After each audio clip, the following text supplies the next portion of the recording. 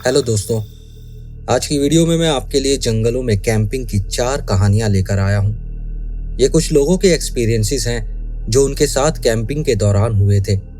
मैंने वो एक्सपीरियंसेस उन्हीं के पॉइंट ऑफ व्यू से सुनाने की कोशिश की है। चारों कहानियां एंड तक सुनना। मुझे उम्मीद है कि आपको कहानियां पसंद आएंगी और अगर ये स्टोरीज पसंद आए तो इस वीडियो को लाइक करना मत भूलना। अगर अभी तक चैनल सब्सक्राइब नहीं किया है तो चैनल को भी सब्सक्राइब कर लेना। कमेंट सेक्शन में हाइप का ऑप्शन दिख रहा होगा। अपने कीमती हाइप पॉइंट्स भी इस वीडियो को जरूर देना। आपके छोटे से सपोर्ट से हमारी वीडियो को रीच मिल सकती है। कमेंट सेक्शन में अपने फीडबैक और सजेशंस भी जरूर देना। तो चलिए शुरू करते हैं आज की पहली कहानी।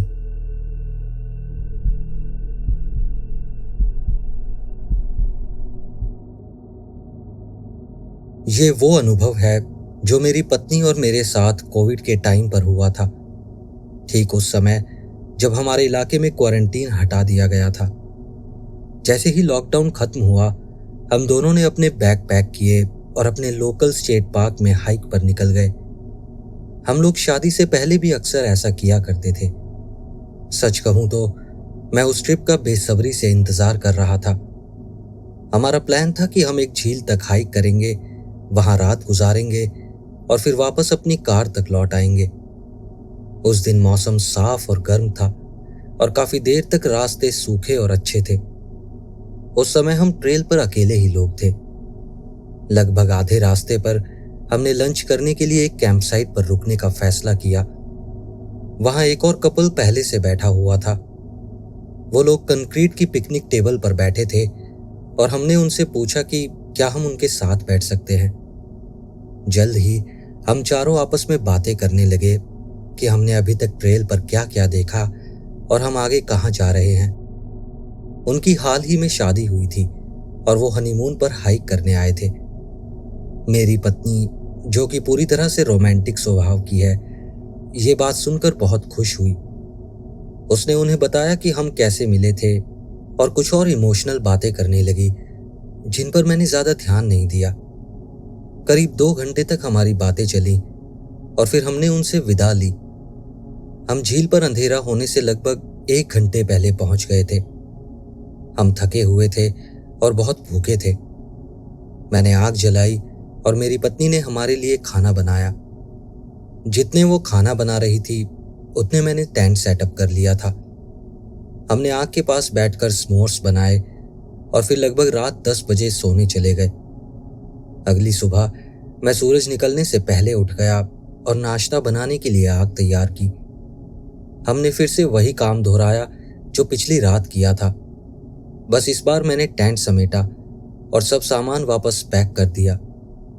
हमने ध्यान रखा कि खाना बनाने के बाद आग पूरी तरह से बुझा दी जाए और फिर उसके बाद हम वापसी के रास्ते पर निकल पड़े। सुबह 10 बजे तक हम आधे रास्ते पहुंच गए थे, लेकिन इस बार रुकने का मन नहीं किया।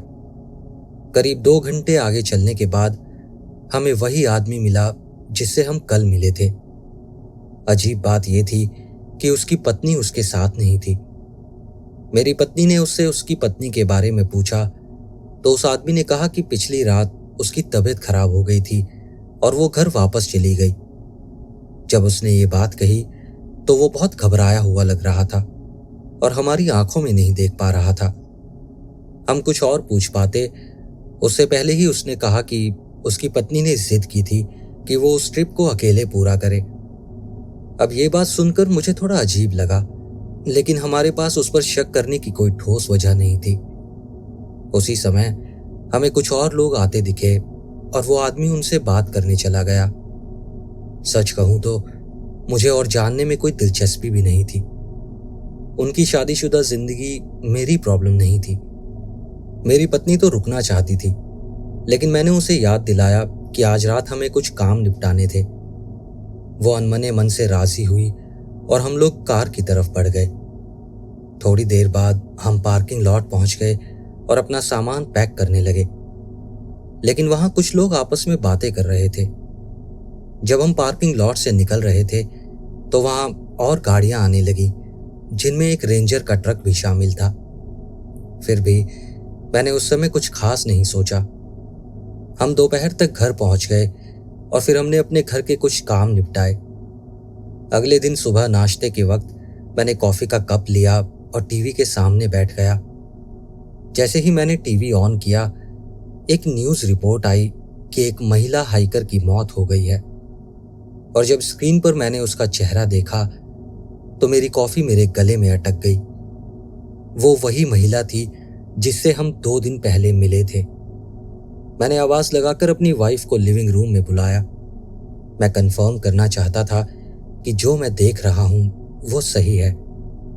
उस वक्त मैंने चश्मा नहीं पहना था, तो मैंने टीवी की तरफ इशारा करते हुए पूछा, क्या ये वही नए नवेले शादीशुदा कपल में से नहीं है जिनसे हम पार्क में मिले थे? मेरी पत्नी ने कुछ देर देखा और वो एकदम हक्का बक्का रह गई। तभी स्क्रीन पर उस कपल की शादी की फोटो आई। मेरी पत्नी ने मेरे हाथ से रिमोट लिया और वॉल्यूम बढ़ा दी। खबर के मुताबिक पति ने बताया कि वो दोनों एक क्लिफ साइड पर थे, जो वहां का मशहूर व्यू पॉइंट है। हम लोग भी वहां 1-2 बार पहले जा चुके थे। उन्होंने वहां सनसेट देखा और जैसे ही वापस जाने लगे, उसकी पत्नी का पैर फिसला और वो कई 100 फीट नीचे गिर गई। लेकिन मुझे उस बात में कुछ गड़बड़ महसूस हुई। उसने हमसे ये बात क्यों नहीं बताई थी? और वो जो बीमारी वाली कहानी सुनाई थी, उसका क्या? हादसा होने के कुछ ही घंटों बाद हम उससे मिले थे और उसका बर्ताव बिल्कुल भी वैसी सिचुएशन जैसा नहीं था। अगर मेरे साथ कुछ ऐसा हुआ होता तो मैं तो बुरी तरह से टूट चुका होता।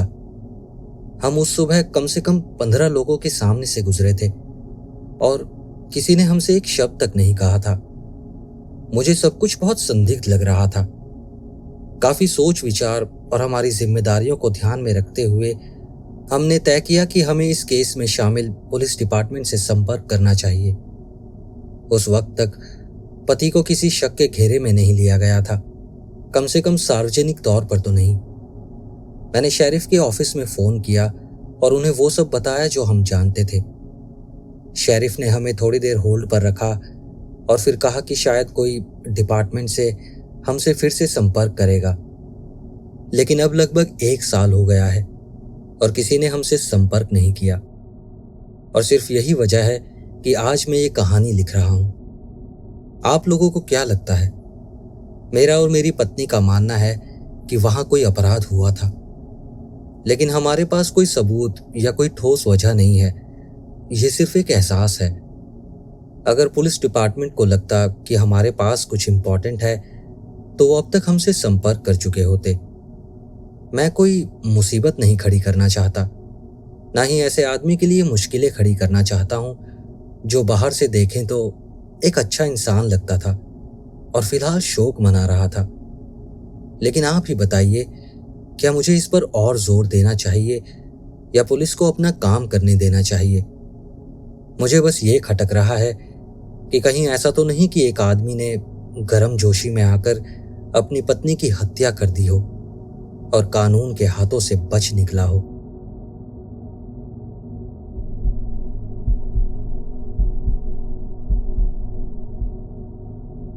जब मैं बच्चा था तब से ही मैं बॉय स्काउट बनना चाहता था। हमारे यहाँ पर एक सम्मानित संगठन था जो बच्चों को असली आउटडोर स्किल सिखाता था। मुझे लगता है मैं तब 10 साल का था जब मैंने आखिरकार अपनी मॉम को मना ही लिया कि वो मुझे कैंप ज्वाइन करने दे। वो शुरू में हिचकिचा रही थी। रूस में जहां वो पली बढ़ी थी, वहां स्काउट जैसे ग्रुप्स बस बच्चों को मिलिट्री ट्रेनिंग देते थे। यहाँ पर कैंप्स में बच्चों के ग्रुप्स को डैन बोलते हैं और कैंप की लीडर को डैन मदर कहते हैं। मैंने हमारी डैन मदर से कहा कि वो मेरी मॉम से बात करें, उन्हें थोड़ा समझाएं। कई सवाल जवाब होने के बाद मेरी मॉम के डाउट्स भी दूर हो गए और वो सबसे बड़ा रोड़ा हटने के बाद मैं क्यूब स्काउट बन गया। दुर्भाग्य से मुझे जल्द ही पता चला कि हमारे इलाके का स्काउटिंग वैसा नहीं था जैसा होना चाहिए था। हमारी डैन मदर एक नर्वस सिंगल मदर थी जिनमें कोई खास एक्साइटमेंट नहीं थी। मेरे लिए ये बहुत बड़ी निराशा थी। 6 महीने बीत गए और हमने कोई कैंपिंग नहीं की थी।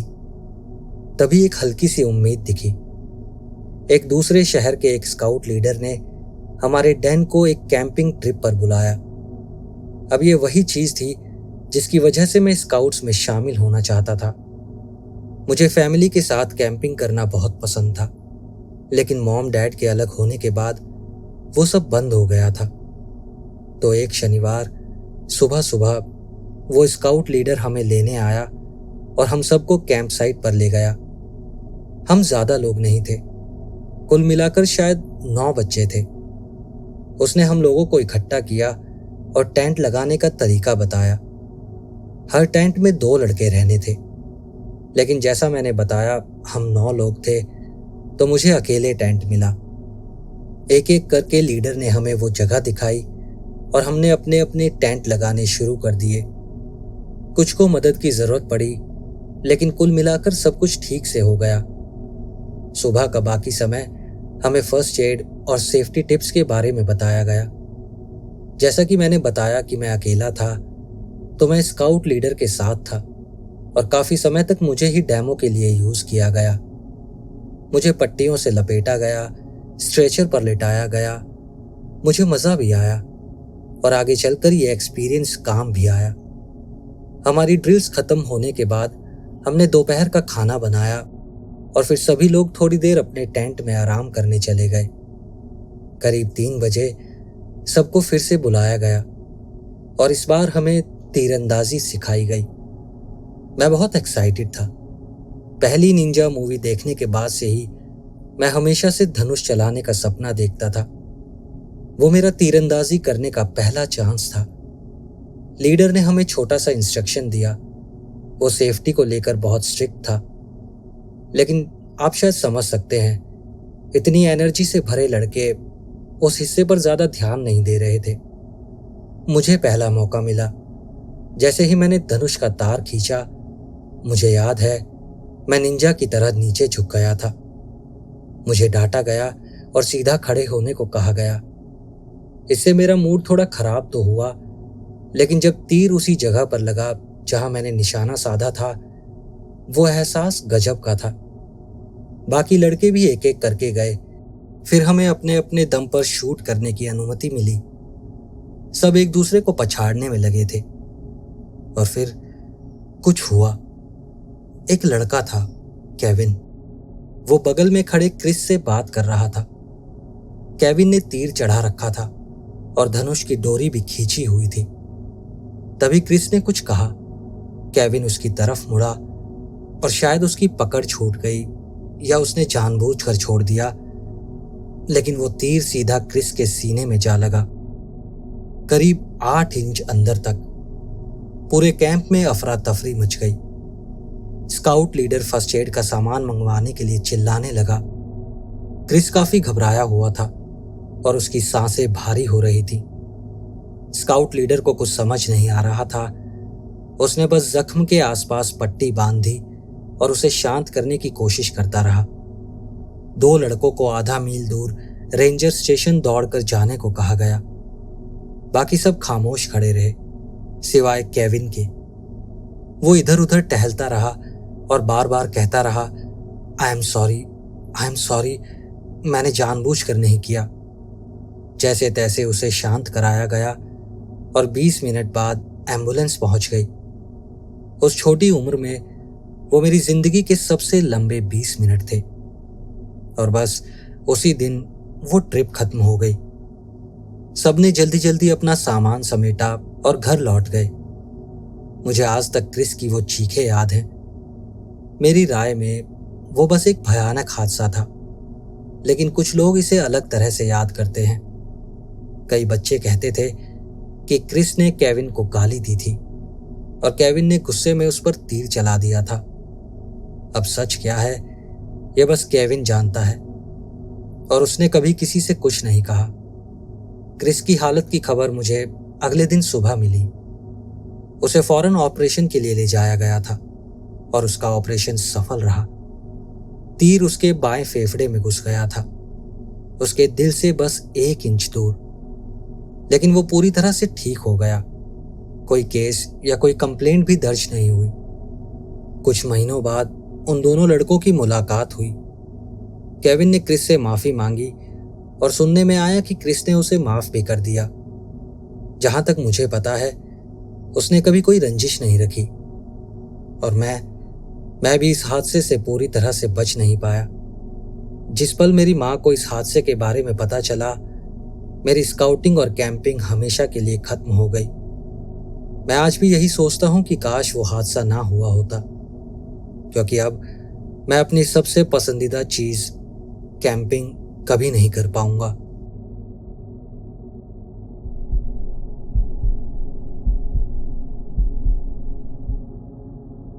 ये कहानी 2004 की गर्मियों की है।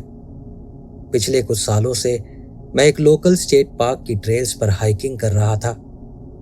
उस दिन भी पार्क तक का 1 घंटे का सफर हमेशा की तरह शांत रहा। मैंने रेंजर स्टेशन के पास गाड़ी पार्क की और उन्हें अपने हाइकिंग प्लान के बारे में बताया। फिर अपने बैग को चेक किया और अपनी 2 मील की लंबी हाइक शुरू कर दी। लेकिन मुझे ये नहीं पता था कि ठीक उसी समय किसी की जिंदगी बुरी तरह बदल चुकी थी और मैं भी जल्द ही उस राह पर कदम रखने वाला था। मेरा जंगल के इलाकों में दिलचस्पी लेना 9/11 हमलों के बाद शुरू हुआ। हालांकि मैं खुद वहां मौजूद नहीं था, लेकिन मैंने किसी बहुत करीबी को खो दिया था। वो और मैं कॉलेज में प्रेमी थे, लेकिन फिर हमारा संपर्क टूट गया था।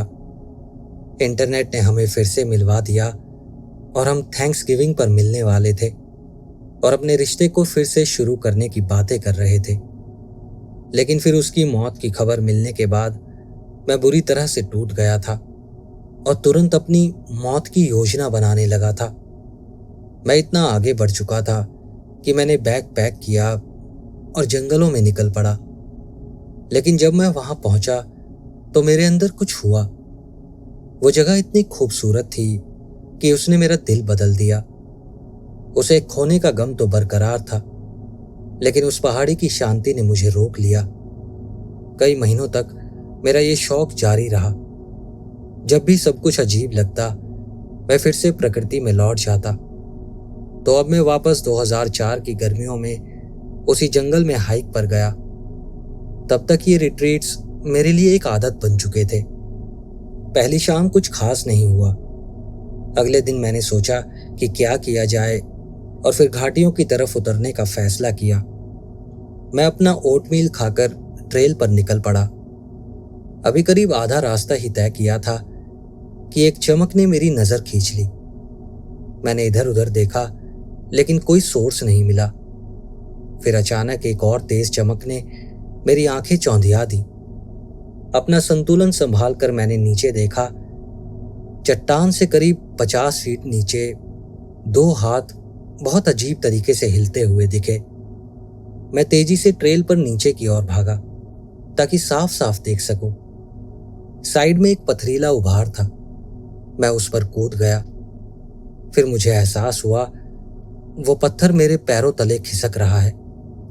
अचानक वो पत्थर लुढ़कने लगा। मैंने अपने दांत भींच लिए और दर्द के लिए तैयार हो गया। मैं बहुत जोर से नीचे गिरा, लेकिन चोट उतनी बुरी भी नहीं लगी जितनी मुझे उम्मीद थी। फिर मैंने पीठ के बल लेटे लेटे देखा। मैं सिर्फ 20 फीट ही गिरा था। कुछ पल मैं वहीं लेटा रहा। फिर मुझे याद आया कि मैं नीचे क्यों आ रहा था। खड़े होने की कोशिश की, लेकिन तभी एहसास हुआ कि मेरा बायां पैर 2 बड़े पत्थरों के बीच फंसा है।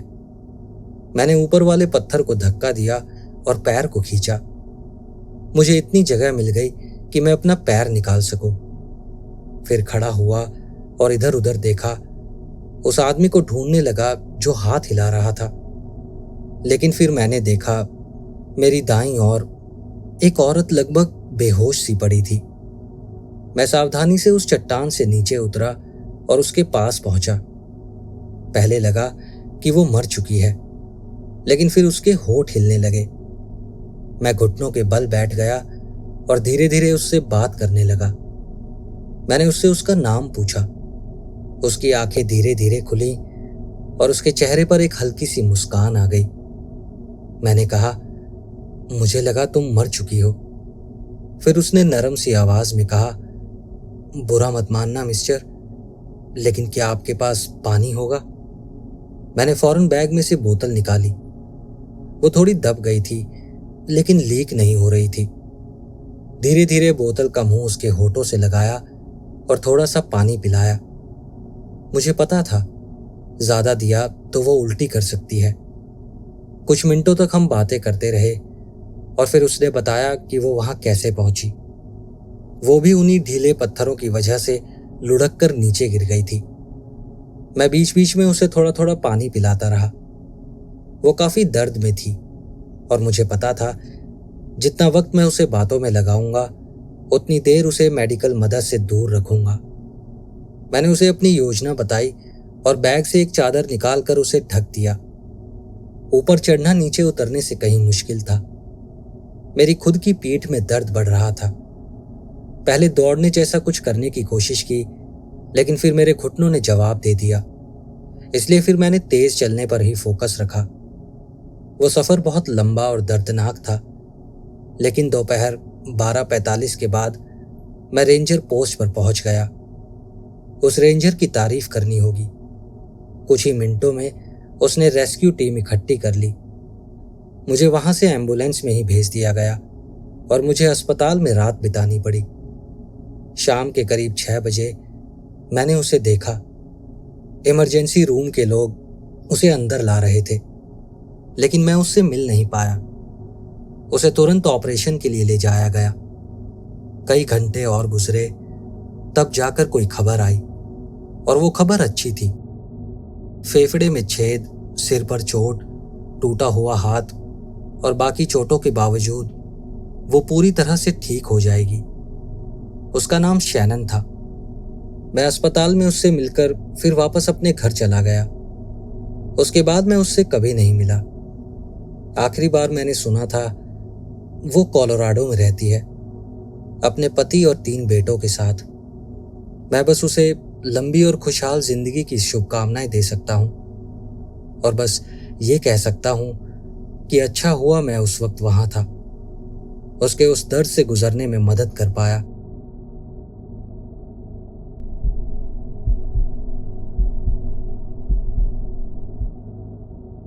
मेरा बचपन कभी नॉर्मल नहीं रहा। डैड से तलाक के बाद मेरी मॉम ने कई लोगों को डेट किया, यहां तक कि वो कुछ को घर में भी लाई थी। जब मैं 14 साल का हो गया तो उन्होंने एक आदमी से शादी कर ली जिसका नाम फ्रैंक था। वो उन्हें उसी बार में मिला था जहां वो काम करती थी। फ्रैंक बिल्कुल घटिया इंसान था और उसने पूरी कोशिश की कि वो मेरे डैड की जगह ले ले। मॉम ने भी पूरी कोशिश की कि मैं और मेरे डैड दूर रहें, लेकिन मुझे हमेशा पता था कि वो मुझसे प्यार करते थे और मेरे साथ रहना चाहते थे। तलाक से पहले हम दोनों अक्सर शिकार करने, मछली पकड़ने और कैंपिंग के लिए जाते थे। इससे मेरे अंदर नेचर के प्रति जो लगाव पैदा हुआ वो आज तक नहीं गया, और मैं चाहता भी नहीं कि वो कभी जाए। और शायद इसी वजह से जंगल में रहने का फैसला मेरे लिए आसान हो गया था। मैं 17 साल का था जब मुझसे फ्रैंक की तानाशाही और बर्दाश्त नहीं हुई। ज्यादातर वक्त वो बेरोजगार रहता था, फिर भी मुझसे उम्मीद करता था कि मैं हर रोज सुबह 8 बजे तक उठ जाऊं, जबकि मैं हफ्ते में 5 दिन काम करता था। मैं जूनियर ईयर से ही पैसे जमा कर रहा था ताकि अपना घर ले सकूं। उससे और मॉम से दूर होना मेरी प्रायोरिटीज में सबसे ऊपर था। वो मेरे लिए इतना जरूरी था कि मैंने हाई स्कूल का पहला सेमेस्टर खत्म होते ही पढ़ाई छोड़ दी और फिर एक छोटी सी जॉब पकड़ ली। मेरे डैड को ये सुनकर अच्छा नहीं लगा, लेकिन फिर उन्होंने हाँ कर दिया क्योंकि वो मेरी सिचुएशन समझते थे।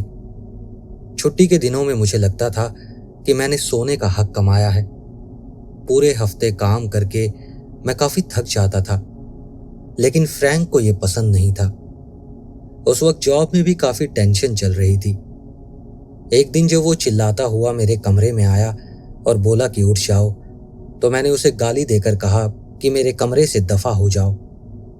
मेरी बात सुनकर वो ऐसे आया जैसे मुझे मारने वाला हो, और मैंने जल्दी से रिएक्ट करके उसे धक्का देकर जमीन पर गिरा दिया। यही वो पल था जब सब कुछ खत्म हो गया। मुझे पता था वो डरपोक आदमी पुलिस को बुला लेगा और मेरे खिलाफ झूठे झूठे चार्जेस लगवा देगा। तो मैंने फटाफट अपना बैग पैक किया और वहां से निकल पड़ा और फिर कभी उस घर में वापस नहीं लौटा। मेरे पास कोई प्लान नहीं था, मेरे पास कोई गाड़ी भी नहीं थी। ज्यादातर दिन मैं ऐसे ही इधर उधर भटकता रहा। जैसे ही सूरज ढलने लगा, मैं शहर के किनारे वाले जंगल में घुस गया। इतना अंदर चला गया कि सड़क से दिख ना सकूं और फिर वहीं पर कैंप लगा लिया। आग जलाई और कपड़ों और पत्तों से एक बिस्तर जैसा कुछ बना लिया। वो रात काफी आरामदायक रही, लेकिन मेरा वहां ज्यादा दिन रुकने का इरादा नहीं था। अपने अहंकारी दिमाग में तो मैंने सोच रखा था कि कोई खाली पड़ा मकान ढूंढ लूंगा और वहीं रह लूंगा जब तक पैसे जोड़कर कोई अच्छी जगह न मिल जाए। पर यह कहना जितना आसान था, करना उतना ही मुश्किल था। जो अच्छी जगह थी वहां सिक्योरिटी भी अच्छी थी और जो जगह खाली मिली वहां किसी गैंग का कब्जा था। वो लोग उसे ड्रग्स के अड्डे की तरह इस्तेमाल करते थे। मुझे लगा फ्रैंक के साथ रहना उससे बेहतर था। सोना और सुरक्षित रहना मेरी सबसे बड़ी प्रायोरिटी बन गई थी। तो मैं फिर से अपने जंगल वाले कैंप पर लौट आया और वहां जो भी था उसी से काम चलाया। लंबे समय तक जमीन पर सोना मेरे लिए संभव नहीं था। पहले हफ्ते मैं काम के बाद वॉलमार्ट गया और कुछ चीजें खरीदी। मेरे लिए सबसे जरूरी था एक स्लीपिंग बैग। थोड़ा सा खर्चा करने से सोने वाली सिचुएशन काफी सुधर गई। मैंने तिरपाल से सिंपल सा एक शेल्टर भी बना लिया और उसके अंदर से फॉइल लगा ली। वो फॉइल आग की गर्मी को वापस मेरी तरफ रिफ्लेक्ट करती थी, जिससे ठंडी रातें थोड़ी कम ठंडी लगती थी। काफी समय तक मैं पब्लिक बाथरूम में जितना हो सके साफ सुथरा रहने की कोशिश करता रहा। 24 घंटे खुले रहने वाले लॉन्ड्रोमैट में अपने कपड़े धोता था। हाइजीन को लेकर मेरे बॉसेस ने कभी कभार ध्यान तो दिया, लेकिन कभी कुछ कहा नहीं। और फिर मुझे अपने कैंप के पास से गुजरने वाली एक नदी मिली। मैं जितना हो सके वहीं नहाता था। कुल मिलाकर वहां बिताया समय उतना बुरा नहीं था जितना हो सकता था अगर मेरे पास नौकरी ना होती, लेकिन सब कुछ उतना ठीक भी नहीं था जितना मैं बता रहा हूं। जंगल वाले हिस्से के बीच में एक रेलवे ट्रैक था और जो लोग उस इलाके के बारे में जानते हैं उन्हें अच्छे से पता होगा कि उस रेलवे ट्रैक के साथ वहां होबो यानी घुमक्कड़ लोग आते हैं। मेरे कैंप से करीब आधा मील दूर ट्रैक के उस पार उनका कैंप था। मुझे पहली बार उस कैंप का बस यूं ही चलते फिरते पता चला था। मैं रोज उस ट्रैक को रास्ते की तरह इस्तेमाल करता था। अगर पुलिस ने आपको सड़कों के किनारे चलते देख लिया तो वो परेशान करते थे और मैं ये बिल्कुल नहीं चाहता था। आखिर मैं अभी नाबालिग ही था। एक शाम जब मैं अपने कैंप पर लौट रहा था तो मुझे पत्तों से छलकती आंख की रोशनी दिखी। मैं उस तरफ बढ़ने लगा और फिर मुझे कुछ लोगों की बातचीत सुनाई देने लगी। मैंने सावधानी से नीचे झांका और देखा कि 3 बुजुर्ग आदमी आग के चारों तरफ बैठे थे। मैं कुछ मिनट बस चुपचाप उन्हें सुनता रहा। जब मुझे लगा कि वो लोग कोई खतरा नहीं है तो मैंने उन्हें आवाज दी। उन्होंने ऊपर देखा और आपस में कुछ कहा। शायद उन्हें भी लगा कि मैं कोई खतरा नहीं हूं और उन्होंने मुझे नीचे आने के लिए बुला लिया। पहले पहल मैं बस बैठकर उनकी बातें सुनता रहा। फिर कुछ देर बाद उन्होंने मुझसे मेरा नाम और मैं कहाँ जा रहा हूं कुछ ऐसे ही सवाल पूछे। मैंने एक पल सोचा और फिर झूठ बोल दिया कि मेरा नाम फ्रैंक है और मैं पास में ही रहता हूं। फिर हमारी घंटों बातें होती रही। मैंने रेल में घूमने वाली जिंदगी के बारे में बहुत कुछ सीखा और उन्हें भी अपनी थोड़ी सी कहानी बताई। उसी रात पहली बार मैंने फोर्टिफाइड वाइन का स्वाद चखा। मैं जानता हूं कि यह अच्छी बात नहीं है, लेकिन धीरे धीरे मुझे उसकी आदत सी हो गई। उस रात कुछ खास नहीं हुआ और ना ही आगे आने वाली रातों में कुछ हुआ। जैसे जैसे पतझड़ पास आने लगा ठंडी हवाएं चलने लगी और साथ ही कुछ बदतमीज होबो भी आ गए। तब तक मैं लगभग उनका हिस्सा बन चुका था। कुछ पुराने लोग और मैं कई ठंडी शामें आग के पास बिताते, नए आने वालों की कहानियां सुनते और साथ में बैठकर शराब पीते। उन्हीं में से एक था एक बुजुर्ग आदमी जिसे सब टैंपा कहते थे। वो शुरू में चुप था, लेकिन जैसे जैसे पीता गया वो उतना ही उग्र होता गया। मुझे याद ही नहीं मैंने क्या कहा, लेकिन किसी बात ने उसे भड़का दिया। फिर उसने मुझ पर हाथ उठाया और इससे पहले कि मैं कुछ समझ पाता, मैं जमीन पर गिरा पड़ा था और वो मुझे लाते मार रहा था। बाकी लोगों ने उसे किसी तरह से रोका ताकि मैं वहां से निकल सकूं।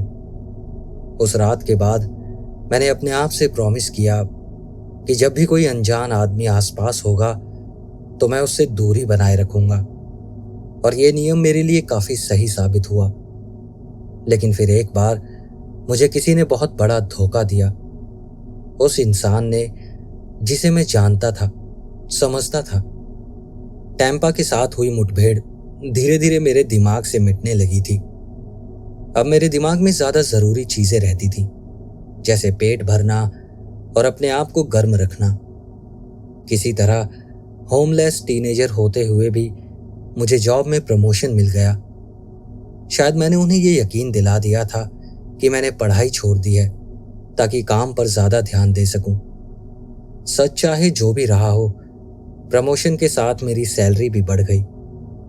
अब तक मैं जितना कमाता था वो बस जिंदा रहने में खर्च हो जाता था, लेकिन अब जीना थोड़ा आसान लगने लगा। एक शनिवार मैं लकड़ियां इकट्ठा कर रहा था, तभी मैंने अपनी उम्र के आसपास का एक लड़का बैकपैक के साथ मेरी तरफ आते हुए देखा। हालांकि मैं थोड़ा चौकन्ना था, लेकिन वो मुझे नॉर्मल लगा। वो अभी अभी किसी कैंसस सिटी से आया था। कौन सी, मैं ये पूछना भूल गया। उसने अपना नाम डेलिस बताया। हमने बातें शुरू की। मैंने उसे अपने कैंप के बारे में बताया। फिर उसने धन्यवाद कहा और हम अलग अलग हो गए। उस रात बाद में बोनफायर के पास उससे फिर से मुलाकात हुई, और जैसे जैसे बोतल घूमती रही, बातचीत भी चलती रही। अगले 2 दिन मैंने अपनी शामें डेलिस और बाकी लोगों के साथ बिताई। सब कुछ ठीक लग रहा था, लेकिन फिर अगली शाम कुछ अजीब हुआ। उस दिन मैंने एक बड़ी गलती कर दी। मेरे मुंह से निकल गया कि आज मेरा पे डे है, यानी आज मुझे सैलरी मिलने वाली है। मैं हमेशा अपनी कमाई को लेकर सावधान रहता था। उनमें से कुछ लोग जानते थे कि मेरी एक नौकरी है, लेकिन मैंने उन्हें कभी कुछ पैसों से ज्यादा दिखने नहीं दिया। शुरुआत से ही मैं अपने पैसे अलग अलग जगह छुपाता था और उन जगहों को समय समय पर बदलता भी रहता था। उस शाम डेलस और मैं किसी निजी बात पर चर्चा कर रहे थे। मुझे उस दिन पैसे छुपाने का वक्त नहीं मिला था, और मुझे लगता है डेलस को ये बात पता चल गई थी। मुझे बाद में पता चला वो पिछले कुछ दिनों से मेरे पैसे ढूंढ रहा था। जब उसे कुछ नहीं मिला तो शायद उसने सोचा कि मैं पैसे अपने पास ही रखता हूं। बातचीत के बीच में उसने मुझसे कुछ पैसे उधार मांगे। मैंने उसे झूठ बोला कि मेरे पास जो भी कुछ था उससे शराब खरीद चुका हूं, लेकिन फिर वो भड़क गया और मुझे झूठा बोलने लगा। फिर उसने अपनी जेब से एक लंबा पॉकेट नाइफ निकाल लिया। बेशक मैं डर गया था, लेकिन करीब $1000 खो देने का डर उससे भी बड़ा था। मैं जितना हो सका अपने झूठ पर अड़ा रहा, लेकिन फिर डर ने मुझे तोड़ दिया और मैं गिड़गिड़ाने लगा। उसके चेहरे पर एक शैतान सी नजर थी। मुझे समझ आ गया था उसे मुझे मारने में कोई परेशानी नहीं होगी। मैं वहां से भागने की तैयारी करने लगा, और जैसे ही मैं मुड़ा, डेलिस ने मुझ पर झपट्टा मारा। कट इतना गहरा नहीं था, लेकिन मेरे बाएं हाथ पर चीरा लग गया था। अब मैं भागने से भी डर रहा था, लेकिन वहां रुक भी नहीं सकता था। मैं धीरे धीरे पीछे हटता हुआ ऊपर की तरफ भागने लगा, लेकिन अपनी नजरें मैंने डेलिस पर ही रखी। अभी बस 5 कदम ही लिए थे कि मैंने देखा वो अचानक झुककर गिर पड़ा। पहले तो मुझे समझ नहीं आया कि क्यों, लेकिन फिर पीछे एक और इंसान दिखा। वो अपने हाथ में कुछ पकड़े हुए था। मैंने ध्यान से देखा, वो जॉनी था। जॉनी ने अपने हाथ में बेसबॉल बैट पकड़ा हुआ था। उसने बताया कि वो शाम से ही डैलस पर नजर रखे हुए था। जब वो और कुछ और लोग शराब लाने गए थे, तब डैलस ने मेरे बारे में मजाक में कहा था, मिस्टर मनी बैग्स। जॉनी को शक हो गया था कि डैलस कुछ करने वाला है। तभी डैलस होश में आकर गालियां देने लगा, लेकिन जॉनी ने बस उसे घूर कर देखा और कहा, यहां से दफा हो जा, वरना अगली बार और बुरी तरह से पिटेगा। जॉनी ने जैसा कहा, डैलस ने वैसा ही किया और वो रात के अंधेरे में गायब हो गया। अब सेफ्टी के लिए मैंने वो रात और कुछ और रातें होबो कैंप में ही बिताई। बाकी हफ्ते मैंने अपने काम पर आने जाने का रास्ता भी बदल दिया। डैलिस मुझे फिर कभी नहीं दिखा, लेकिन 1 साल से भी कम समय में दूसरी बार मुझ पर हमला होना अब बहुत हो गया था। मैं तंग आ चुका था। वैसे भी अब तक मेरे पास रहने के लिए जगह लेने लायक पैसे थे। थोड़ा और इकट्ठा करने की उम्मीद थी, लेकिन जिंदगी हमेशा थोड़ा जल्दी ही रोक देती है। वो वीकेंड मैंने लाइब्रेरी में बिताया, अखबारों में और ऑनलाइन एड्स देखता रहा, और उस रविवार की रात मैं अपने पहले खुद के अपार्टमेंट में सो रहा था। वो एक छोटी सी गंदी सी जगह थी, लेकिन वो मेरी थी। कुछ महीनों बाद मुझे एक और अच्छी जगह मिल गई और मैंने वहां पूरे 3 साल बिताए। कभी कभी अब भी जॉनी और बाकी लोगों की याद आती है। वो लोग वैसे नहीं थे जैसा मैं उनके बारे में सोचता था। मुझे लगता था कि उस तरह की जिंदगी वाले लोग खराब ही होते होंगे, लेकिन फिर भी ऐसे अच्छे लोगों से घिरे होने के बावजूद कैंपिंग या यूं ही खुले में सोना वो ऐसी चीज नहीं है जिसे मैं किसी को रिकमेंड करूंगा।